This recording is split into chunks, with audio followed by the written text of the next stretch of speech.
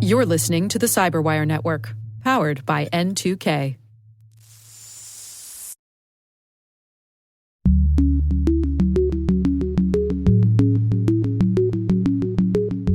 There are very clear requirements for security that critical infrastructure in China needs to have. We don't have that here in the US. It's anything but clear. So we kind of have to give them some points for that. On the other hand, the big but with that is they can go so far as to access the network and can do it, under authorities where they don't even need to tell you why. So, that sets up a scenario where you obviously have to be worried about privacy loss and intellectual property loss. Hello, everyone, and welcome to Caveat, the CyberWire's privacy surveillance law and policy podcast. I'm Dave Bittner, and joining me is my co-host Ben Yellen from the University of Maryland Center for Health and Homeland Security. Ben, hello. Hello, Dave. Today, Ben has the story of Amazon Alexa devices spreading election misinformation. I've got the story of the legal pushback against searches at the U.S. border. And later in the show, Ben and I welcome back Caleb Barlow, who has some challenging global policy issues for us to ponder. While this show covers legal topics and Ben is a lawyer, the views expressed do not constitute legal advice. For official legal advice on any of the topics we cover, please contact your attorney.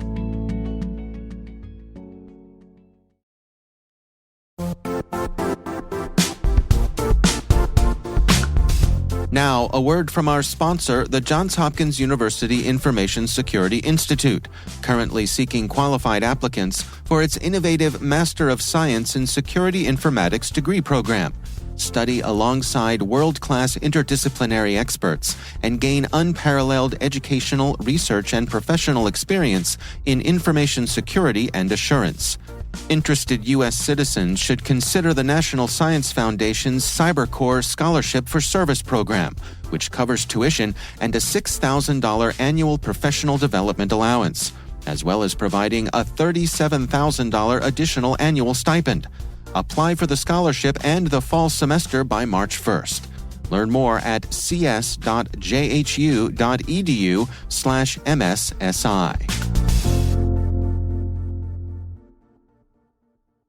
All right, Ben, we've got some good stories to share. You want to kick things off for us here? So mine is kind of a funny one that also has some serious elements. It's a story that was published in the Washington Post by Kat Zakrzewski. I believe it's how her name is pronounced. I'm probably completely butchering that.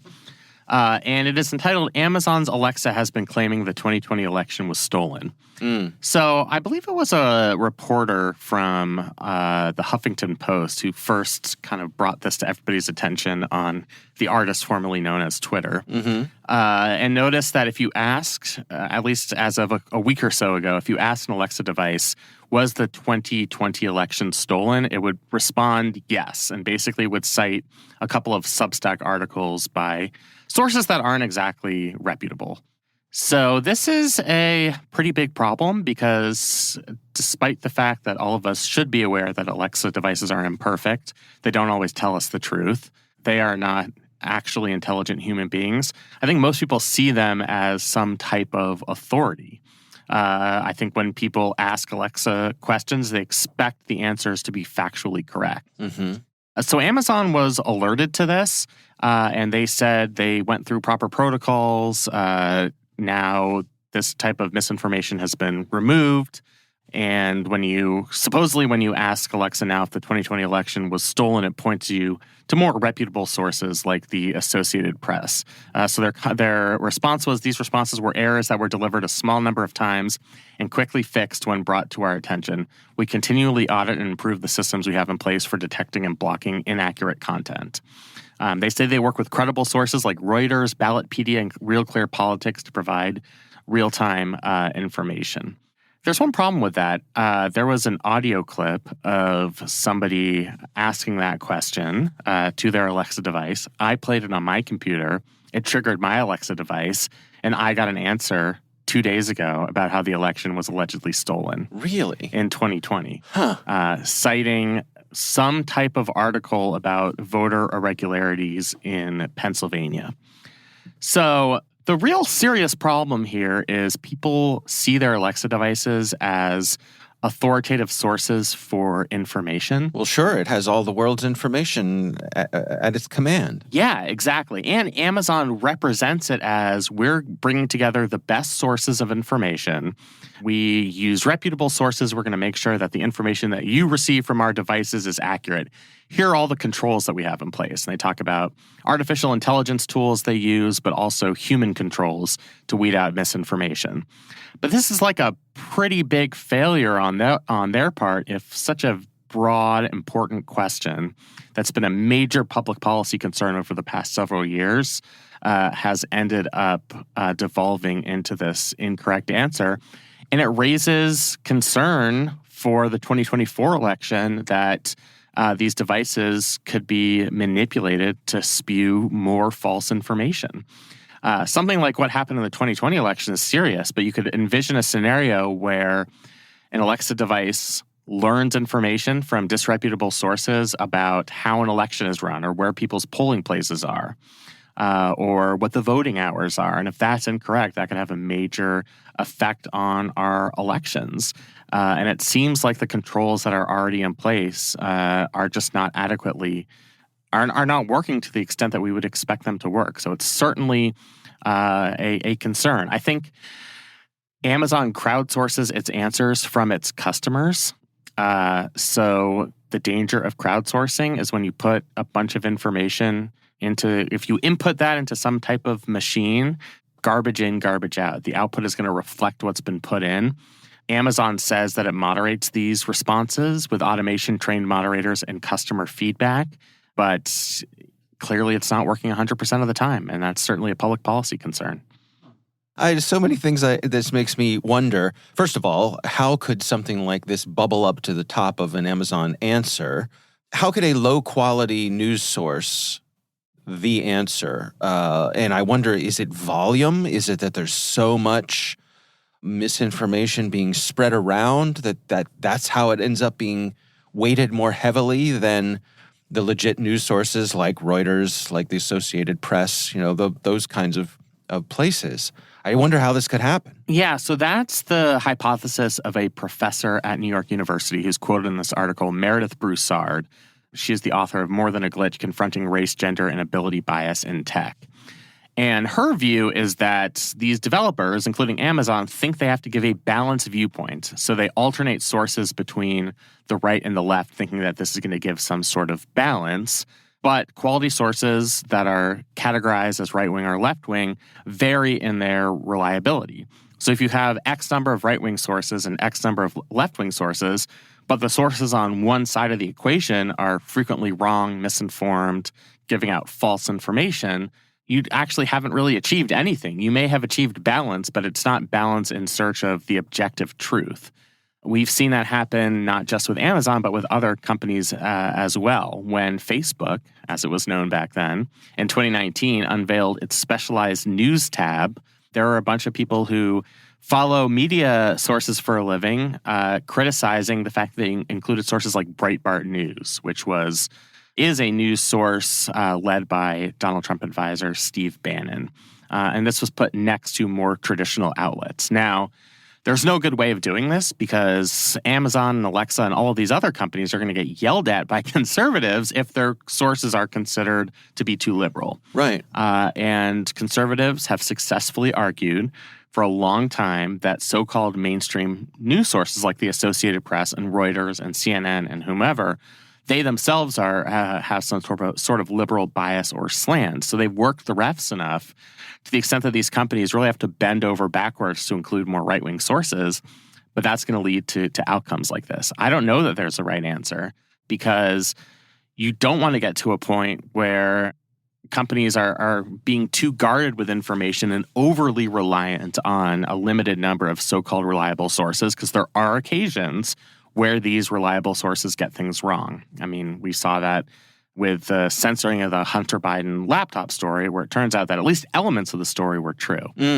So that's the danger on the other side. But I think the equilibrium we have now, which is Amazon Alexa's answers being based on crowdsourced information with proper human and non-human controls, that's clearly not working as well as it should. And I think this is a problem that the industry needs to figure out a way to solve. Yeah, I remember a couple years ago, I stumbled across a bit of misinformation or I don't know if it's fair to say that, an error when I was asking the automated device in iOS devices, whose name I'm not going to mention. Yep, it'll trigger something. Summoning them. So I asked that device for something that was just factual. It was a president's birthday. What was the president? What is George Washington's birthday? And it got it wrong.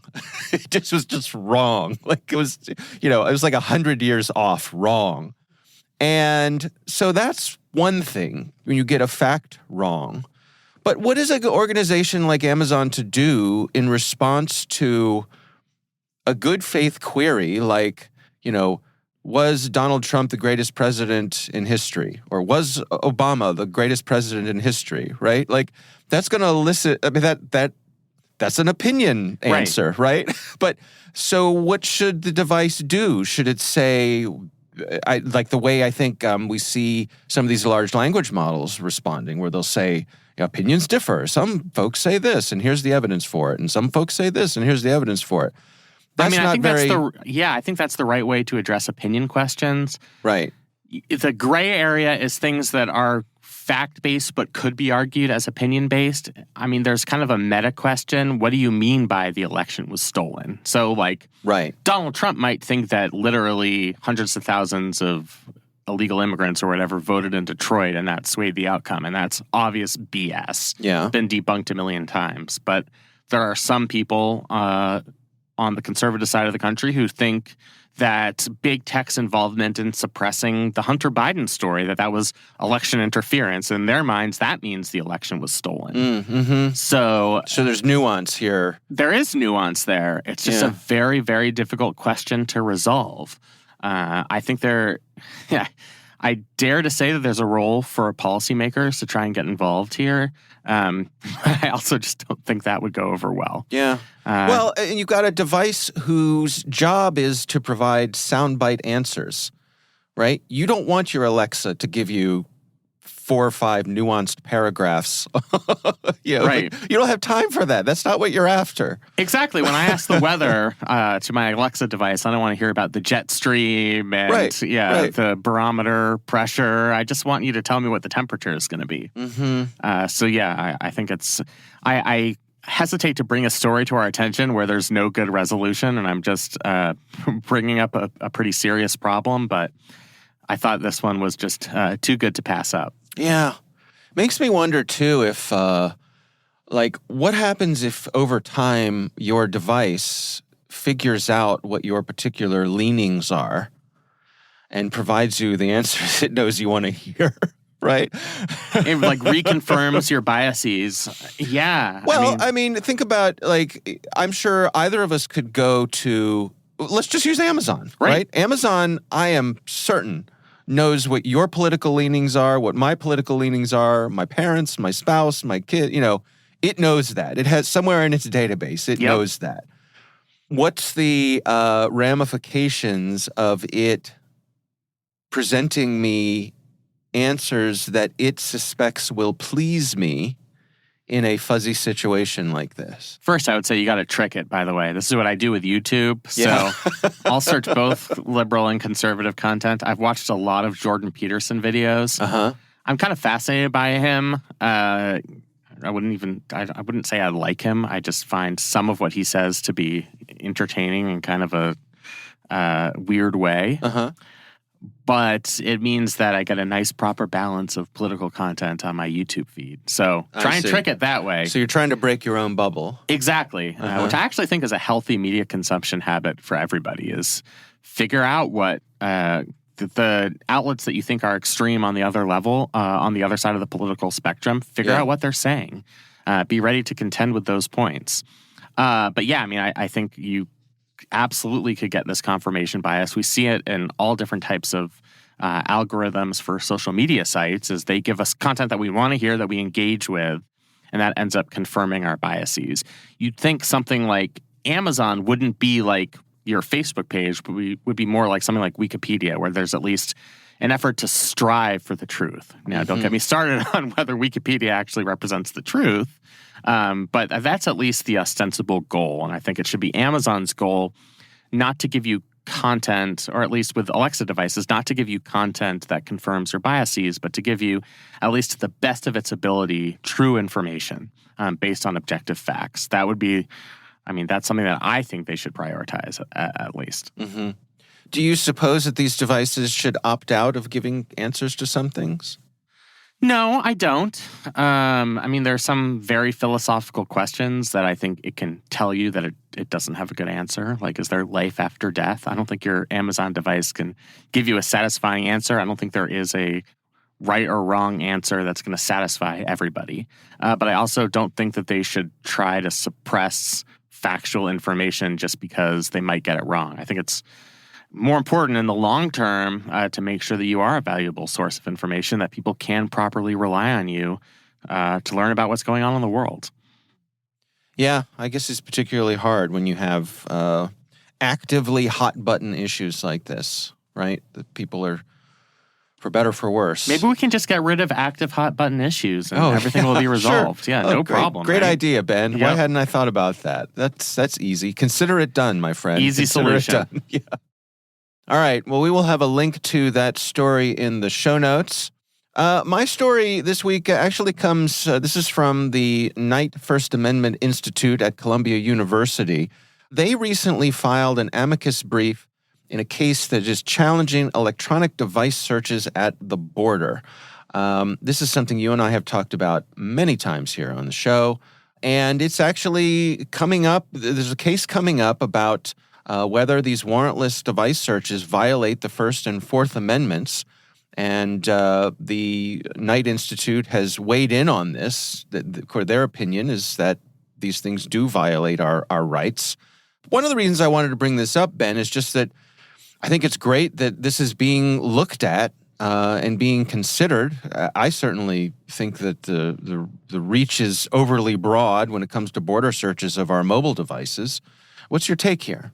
Yeah, so most circuits have said that these types of forensic border searches are constitutional under a reasonableness framework. The Second Circuit, which is where this court decision will take place, hasn't weighed in yet, and I think this is certainly a live controversy. Really, you're balancing competing values and competing legal principles. One value is that there is a lesser standard as it applies to the Fourth Amendment when it comes to border searches, because we have a special societal need at the border to make sure that we're not letting in contraband, that we're not letting in people that might do us harm. There is a higher standard for those types of searches than in your garden variety criminal investigation, where the stakes are much lower. But the other value here is the value of the information that we store on our devices now. We've seen the Supreme Court in several cases re-emphasize that cell phones are basically part of our bodies. They contain such a multitude of information. They mentioned this in Riley v. California, to a slightly different and lesser extent in the Carpenter v. United States case, where we should have an increased expectation of privacy in the contents of our digital devices, especially for U.S. persons coming back across the border from overseas. So I think that this really is something of a competing values question. Luckily, the Fourth Amendment, at least the way jurisprudence has worked, has a pretty good way of resolving these disputes. It's not the most objective way to resolve them, but it is a framework that courts have used, and that's this reasonableness framework. And to use this reasonableness framework, you have to weigh the invasion of privacy or the inhibition on personal privacy against the security interest, the societal interest here. And I think that's what the Second Circuit is going to have to do. And I think what the Knight Institute has done here is put a giant bag of pennies on the scale of the invasion of privacy side. If you imagine this sort of balancing test. What they're saying is it's not just Fourth Amendment rights that are at stake, but First Amendment rights, the right of attorneys who represent disfavored clients who might be located overseas, and then most importantly to them as an institute concerned with the First Amendment and journalism is the rights of journalists to protect private information that they're using as part of their investigations.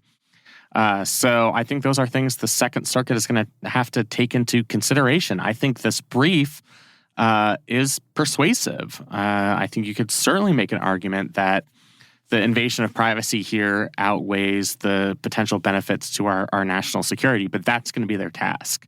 And I think the Knight Institute, from what I've read, focuses on that narrower question on the inhibition of privacy. And I think their attorneys, when they're in court, are also going to have to argue that you're not sacrificing much in terms of the security of the United States. And that's going to be a much more difficult argument to make.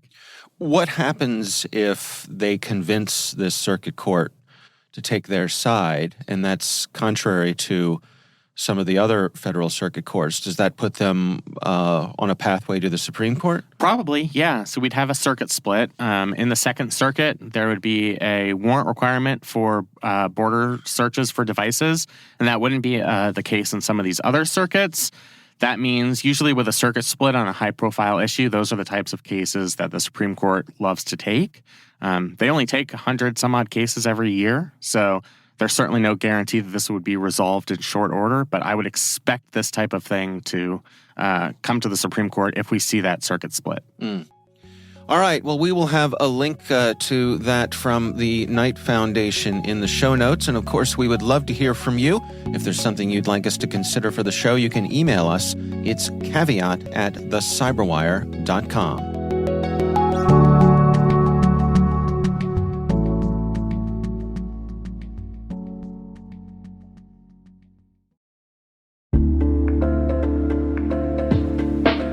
And now, a word from our sponsor, SpyCloud, the cybercrime analytics leader. SpyCloud disrupts cybercrime by telling you what criminals know about your business and your customers, so you can take action to prevent ransomware, session hijacking, account takeover, and online fraud. SpyCloud constantly recaptures and analyzes new data from the criminal underground, including credentials, session cookies, and PII siphoned from malware-infected devices. With knowledge of the specific exposed data criminals have in hand from InfoStealer malware on managed and unmanaged devices, security teams can respond with a more efficient and effective process called post-infection remediation that fits seamlessly into existing incident response frameworks. Get SpyCloud's post-infection remediation guide outlining the 7 steps for preventing a malware infection from becoming a full-blown ransomware incident. Visit spycloud.com/cyberwire. That's spycloud.com/cyberwire. And we thank SpyCloud for sponsoring our show.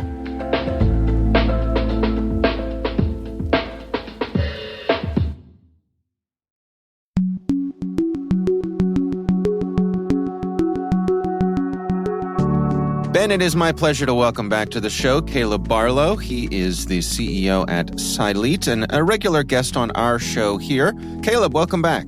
Hey guys, how you doing today? Doing good. Ben, you want to say hi to Caleb?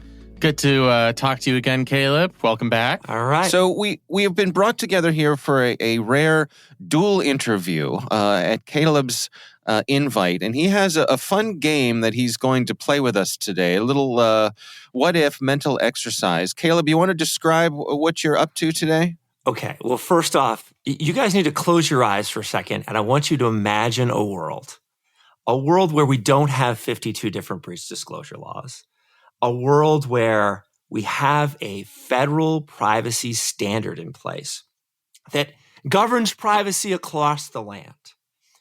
I mean, I have an imagination, but I don't know if my imagination can extend that far. Okay, crazy talk, we Caleb. said crazy this was talk. a game, Ben. You got to play along. All right. I won't fight the scenario. Imagine that the government has clear standards for security that everyone needs to follow, and that critical infrastructure and government actually have a tight working relationship. And even that vulnerabilities, when found in software, are reported immediately to the government. In fact, before they're even publicly disclosed. Can you imagine such a world, Ben? I don't know that I can, to be honest. I'm having to extend my imagination the way I do when my daughter talks about unicorns. Yes. So, well, there you go. There is a place in the world, and it's called China. I bet people didn't think you were going to say that, which is what makes this segment so fun. Go on. Yeah. So there is one caveat, all pun intended, and it's China, right? And we But I think what's really interesting and what we'd like to do today, Ben, is have you sit in the seat, not of the SCOTUS nerd that you are all the time that we all love, but sit in the seat of a China lawyer. And, let's talk about some of these laws and the implications, because what I think is really interesting, actually, is that in a lot of cases, in different scenarios, these laws are way ahead of the U.S. because they can get agreement on things, right? I mean, it's... Is agreement in air quotes? Yes, it's agreement like, is in air quotes. If China needs to build a road, they build a road, Right? right? Yeah, or a dam or whatever. I think that truth kind of underlies everything here. Is one of the themes of our show is that paralysis in Congress means that getting anything passed is just exceedingly difficult, and you don't have that problem in totalitarian countries, right? For better or worse. But here's the reality, right? For U.S. companies, is this is soon to be the largest economy in the world. So we do need to figure this out. And I think a lot of what U.S. companies need to be able to do is really evaluate the risk, because although, and this part is like the U.S., although the laws are on the books, it doesn't necessarily mean they've been used yet or litigated. So they're really scary, but we don't really know what they mean. So how about we start with a scenario? And let's start with something pretty simple and common. Let's say we're in a software business. We develop some software. We sell maybe a popular business productivity application, and we've developed it in the U.S., but it's sold in China. And, although we don't do software development in China, we do like a lot of localization. We've got Chinese employees. And of course, the Chinese audience is just a massive opportunity for our company. So of course, we want to sell there. Now, let's say we found a vulnerability in one of our software applications during our software development that nobody knows about. Can we just patch and fix this? Or is this a little bit different in China? I will jump in here and say it is my understanding that I am obligated, indeed perhaps compelled, to reveal this vulnerability to the Chinese government before I reveal it to the general public. Is that right? I believe that is correct. Ben? I believe that is the nature of the Chinese privacy law. All right. Which is not the nature, at least at the federal level, of our privacy apparatus. But now imagine we're the software development company. Like, what's the difference between a vulnerability and a bug? Your typical software development product has hundreds, if not thousands, of known bugs and vulnerabilities. And, oftentimes you're kind of working through a stack ranking of what can be publicly exploited, what's publicly known, what do we know about this vulnerability that's behind the scenes that nobody's ever going to find. So that's going to be the thing we fix next quarter. And this really changes the way a company's got to think about their vulnerability and bug stack, because everybody that builds software releases software with known bugs in it all the time. That's part of an iterative process of just being a technology company. I mean, that's why they're successful, is you don't wait until all of the bugs are fixed before you bring a product to market. Otherwise, right. You'd never bring a product to market. Right. Yeah. But but think about this for a second. Like, if you're sitting there kind of as legal counsel now, and you've got this company and they're doing work in China, Ben, like, how does your advice change on what you're going to tell that company to do with these? You come up time for the release and, hey, there's 50 known vulnerabilities in the stack we're about to release, and it's going to be sold in China. What do you do? I think you have to err on the side of caution. First of all, I should caveat, also pun intended, that this is not legal advice. I know we say that at the beginning of our show, but I don't want anybody bringing this up in court, right? When you're in front of some proceeding in Chinese civil court. So I will caveat it with that. But I think you have to err on the side of caution, both because we don't know how these laws are going to be applied. You don't want to lose your ability to sell your product in China, which I think is going to be the ultimate consequence of a compliance failure, in a way that's just not as much of a risk in the United States. Our enforcement agencies generally, for a bunch of reasons, aren't strong enough to just ban you from selling your product, except under very limited circumstances, usually relating to something like national security. So I think as a counsel for one of these companies, I would be extremely cautious, and I would be kind of overeager to reveal all known vulnerabilities Basically, in the event of a tie, if there's any sort of question, I think you have to reveal them in order to ensure compliance, just because we don't know how this law is going to be enforced. Can I jump in here and just say, I mean, don't you think it would be similar to the kind of thing that happens here where a conversation with the regulator is in order to say, so what do you really, like, how much do you want from me? Right? Like, do you want bugs? Do you want, or at what level does it rise to? From bug to vulnerability. Right. Yeah. Where on the spectrum do you want it to be where you want me to reach out to you so I'm not filling your inbox with noise? Well, and now let me throw another question here, though. Okay, wherever that answer lies, and I think, we kind of heard Ben's opinion from the lawyer's perspective. Now let's say you're the VP of development.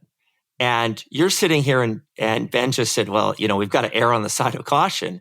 And that VP of development's looking at this going, well, yeah, I'm going to get your next release out a year and a half from now, right? I mean, this is going to be the really interesting internal debate that I think could dramatically change if China flexes its muscles on this, how we develop and release software, because we're going to be paranoid about pushing anything out that's got a known vulnerability in it that might be exploited. On the other hand, we've got the issue of I only have so many developers and so much time to fix all this stuff. Can I give a super, super hot take here, questioning a key premise of everything that you're saying? Yeah, please. That's the idea. What if China is not as economically strong as we think they are? We've projected them to be the strongest worldwide market, but actually their economic vulnerabilities are worse than we could have anticipated. They are no longer the world's most populous country. That is now India. And due to a variety of factors, economic growth has significantly slowed. I mean, it still exceeds what we have here in the United States, but from where we were even 15, 20 years ago. I honestly think that's going to be in consideration if I'm the VP of development. I mean, if you're going to start making the assumption that compliance is going to be very difficult and very costly, I would at least question the premise that this is a market we want to be selling in. I think that is the key point, Ben. I really think that is a very key point in all of this, is evaluating that risk and the implications it could have to your broader business. Because, just like GDPR affects how we treat piracy here in the US, even though it's not a US law, I think this is a really great example of where a Chinese law could affect our development schedules for our products around the world. And we may decide, hey, we're just not going to do this.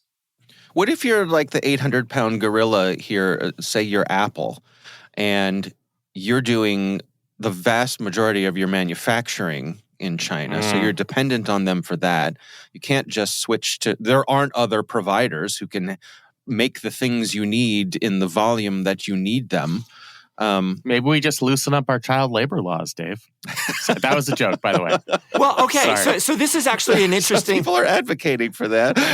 This is actually an interesting lead-in, though, to another scenario, right? So let's say we're Apple or a hardware manufacturer with a new product in China that, we've take an iPhone, right? Huge amounts of innovation, all kinds of patent pending features and security protocols. Maybe it's an IoT device, maybe it's a mobile phone. In the US, government inspections are really limited to, kind of product safety, lifecycle management, your ability to recycle the product, things like that. I mean, that's where we see lots of regulations around a hardware product.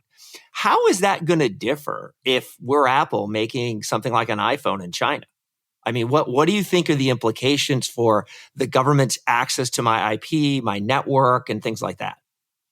Well, I mean, I immediately think of things like the Secure Enclave, hardware on Apple devices, on the laptops, on the phones, and things like that. I mean, what if? I will be first to admit that I am speaking from a position of ignorance here when it comes to the under the hood encryption and technology and all that sort of thing. But what if the government requires that you reveal everything that goes into making a part of your device that is dedicated to security, and in doing so undermines that security? Do you have to be clever to make a type of security that cannot be unwound? Or how do you proceed? How do you lift the hood for China and refuse it to your home nation, the United States? Ben? That's a really good question. We've now actually seen tech companies do that, and they've gotten some pretty bad publicity for it. I think of X and Elon Musk, who's taken this very hard line for free speech absolutism, where we're not going to be restricting any sort of content in the United States. These are, principles that we hold dear. Mm-hmm. But then when some type of foreign government, it's happened in China, it's also happened in countries like Turkey or other Middle East countries, ask X to take down content, they've been very compliant. The same thing has happened with Modi's government in India.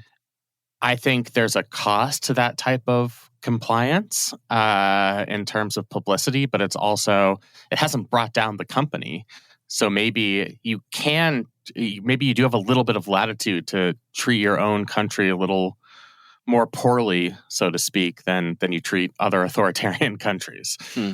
Well, there's another aspect to this too, which is depending on your classification of critical infrastructure in China, which it doesn't seem like, at least I couldn't find any real details on how you determine whether you're critical infrastructure or not. But let's say you fall into that category. They've got rights to access your network. And, the point here is if designs, whether that's a circuit board or software on that network, they can get access to them if they deem it's required.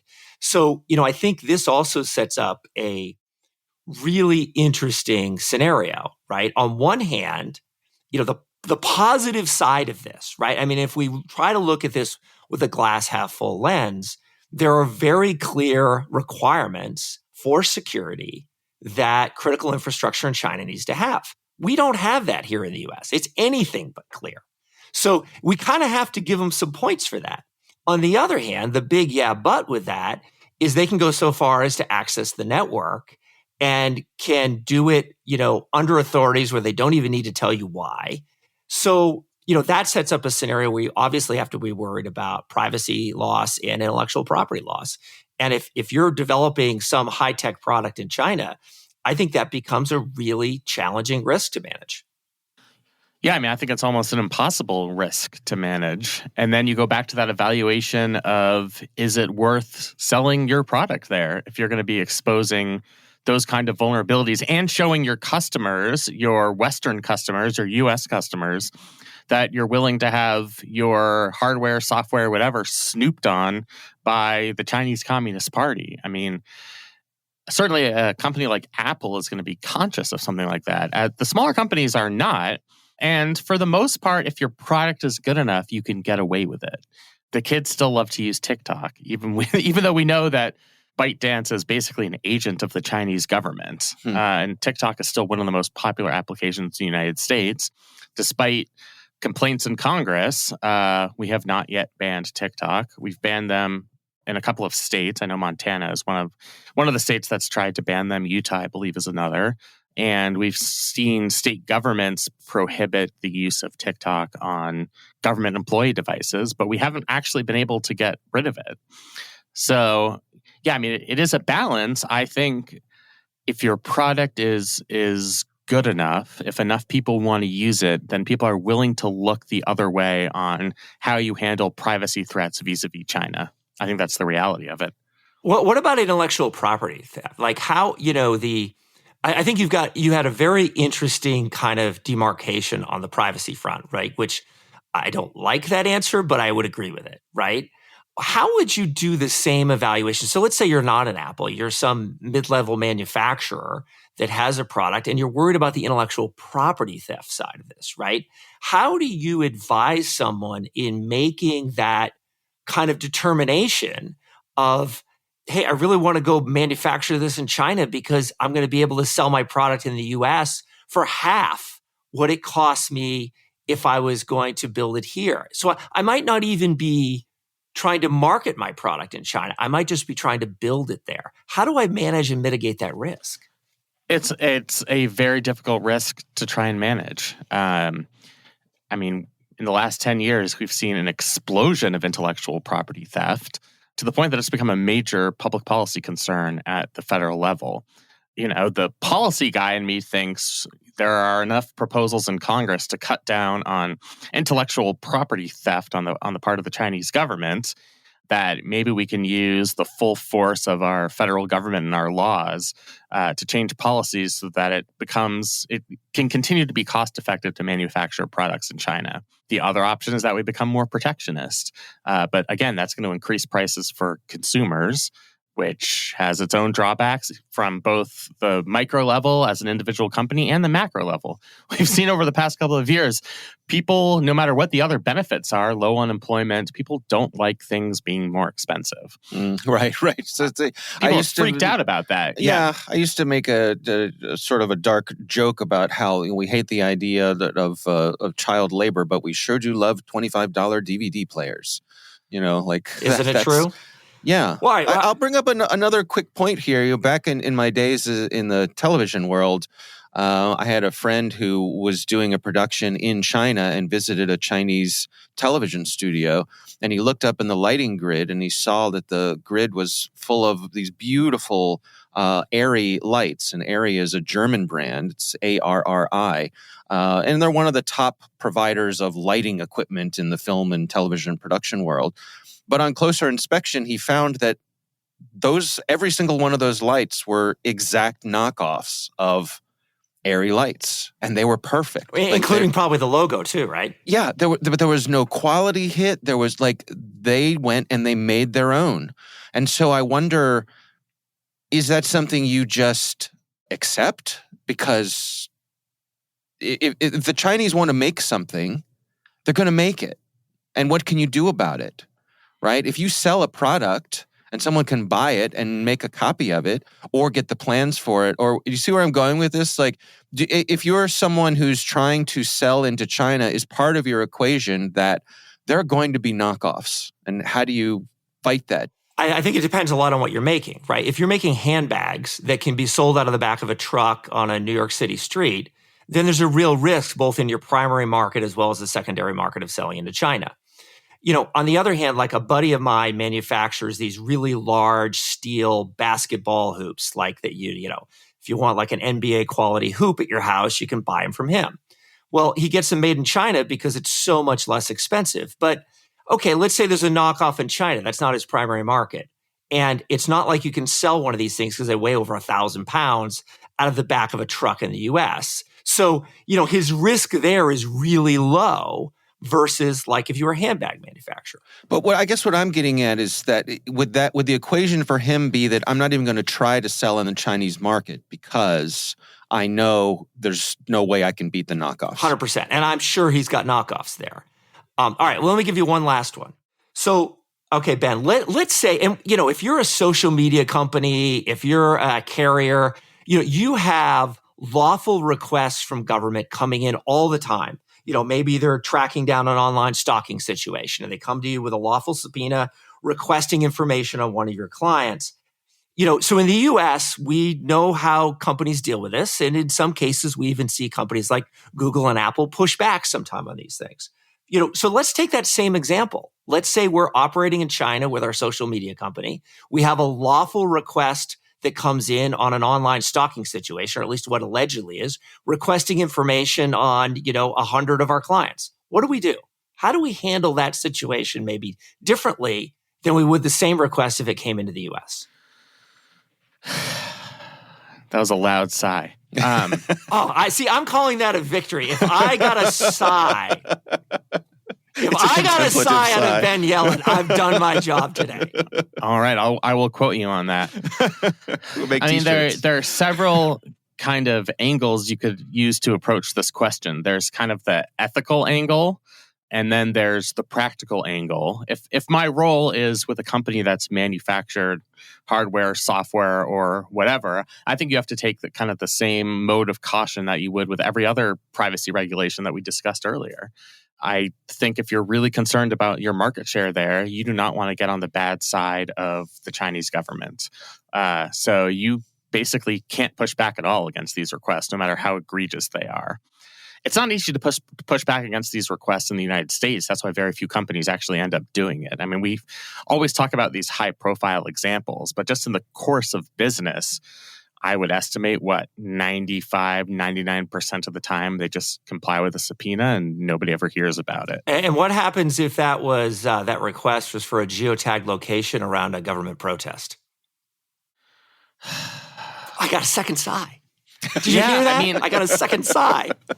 That's really bad morally. It's really bad. I would not want to be associated with that as a company.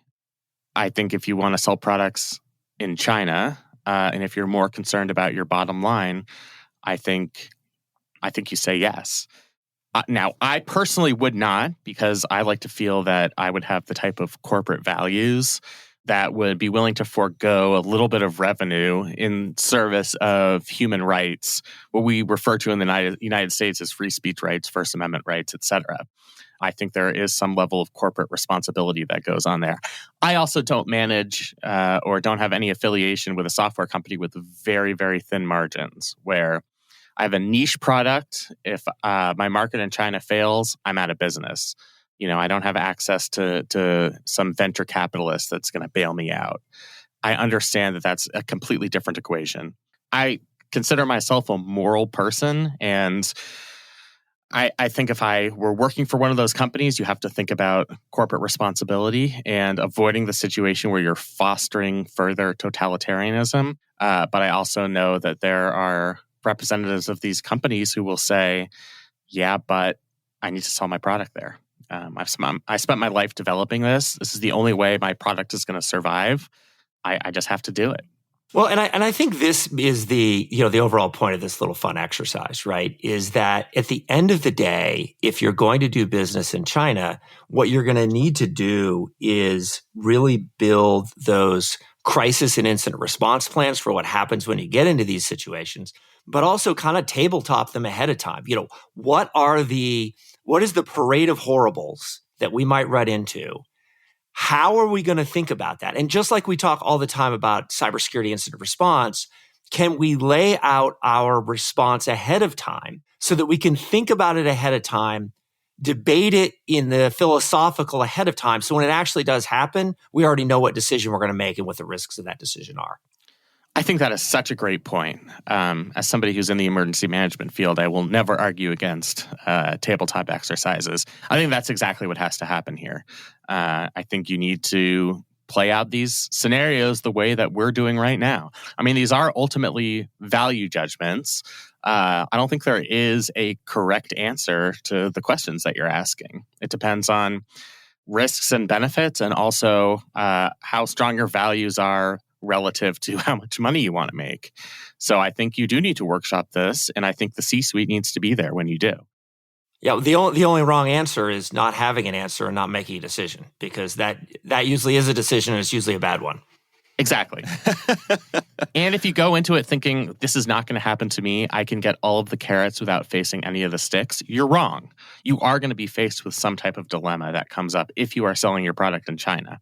So you better be ready for it. I think based on the discussion we've had here, I think hopefully people will now know that you're going to have to make these difficult choices, and get the people in the room who are going to make those choices and have them talk it out, weigh the risks and benefits.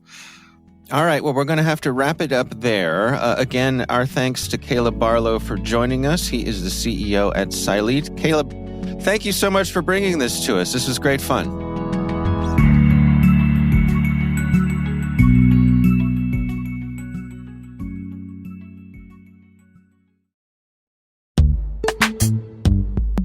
This episode is brought to you by Palo Alto Networks, the leader in cybersecurity.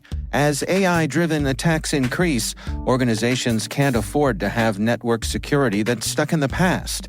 Discover how Palo Alto Networks can help you predict what's coming and proactively secure against it with a zero-trust, AI-powered network security platform built to secure whatever, whenever, wherever.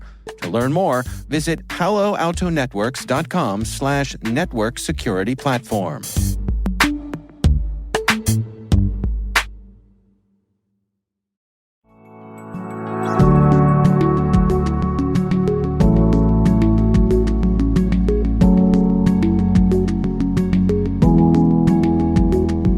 That is our show. We want to thank all of you for listening. N2K Strategic Workforce Intelligence optimizes the value of your biggest investment, your people. We make you smarter about your team while making your team smarter. Learn more at n2k.com. Our senior producer is Jennifer Iben. This show is edited by Trey Hester. Our executive editor is Peter Kilpie. I'm Dave Bittner. And I'm Ben Yellen. Thanks for listening.